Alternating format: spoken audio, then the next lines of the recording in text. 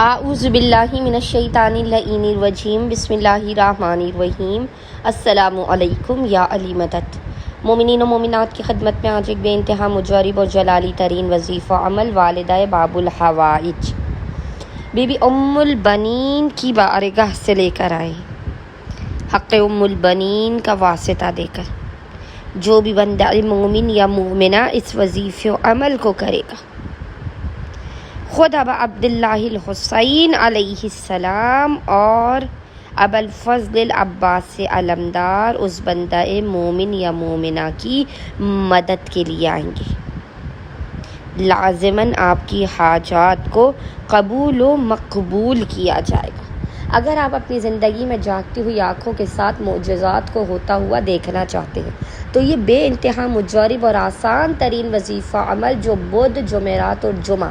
3 دن تک کیے جانے کی خصوصی طور پر تاکید کی گئی ہے، اس عمل و وظیفے کو لازماً کیجیے۔ قطعاً بھی آپ اس وظیفے و عمل سے غافل نہ رہیے۔ یہ ایسا وظیفہ و عمل ہے کہ علماء اور عرفاء بیان کرتے ہیں کہ جب کسی بھی دعا اور وظیفے سے کام نہ بنے تو یہ مجرب اور جلالی ترین عمل کیجیے نیابت ام البنین میں۔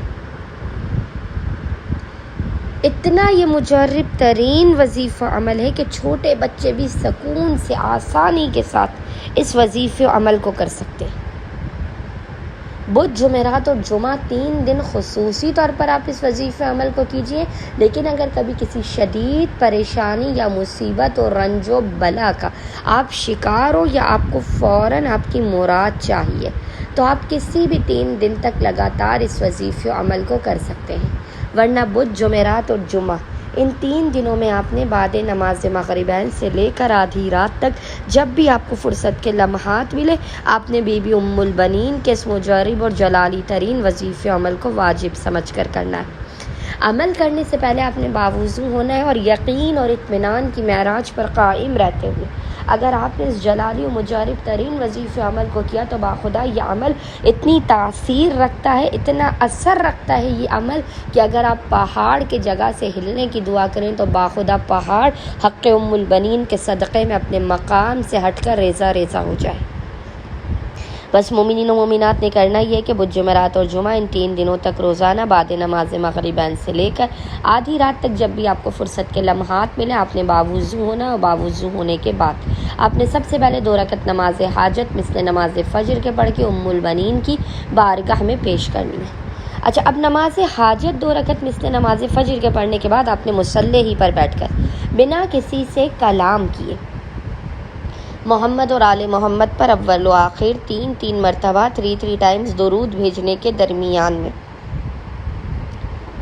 15 تسبیح، یاد رکھیے گا 15 تسبیح، 15 تسبیح آپ نے پڑھنی ہے۔ تسبیح بی بی فاطمہ الزہرا سلام اللہ علیہا جو آپ ہر نماز کے بعد تسبیح پڑھتے ہیں، 34 ٹائمز اللہ اکبر، 33 ٹائمز الحمدللہ اور 33 ٹائمز سبحان اللہ۔